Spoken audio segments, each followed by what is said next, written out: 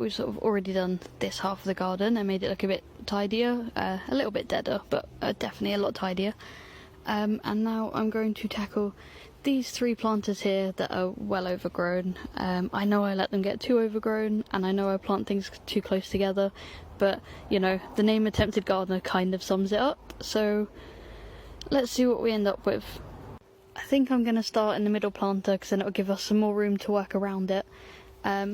So these were meant to be Swedes, but quite a few of them are growing a little bit, I want to say deformed or a bit straight compared to like the bulb that they should be. So I think I'm going to definitely take out at least half of the Swedes.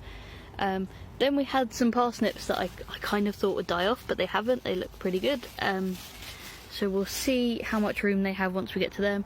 Then we have these big cabbages that I've left in too long. The caterpillars, the butterflies, the slugs and snails have got to them. I'll probably just take them out and see which leaves I can salvage. I also put some tomatoes in here from when I didn't have enough room for tomatoes, so depending how much space we end up with, I might have to relocate them back into pots.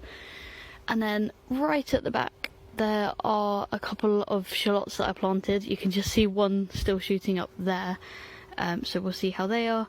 And there's even a few squashes in here. Not sure how they would be doing. I think I just have to empty it out slightly and see what I'm left with. So starting with these Swedes, I'm just going to rummage around, see which ones are the biggest, and then pull out the little ones that are next to them and stopping them growing. So here's the biggest one and how he's grown. As you can see, not at all Swede shaped. I'm going to pop him back in the ground, but I don't know if it's too late now to encourage him to grow properly.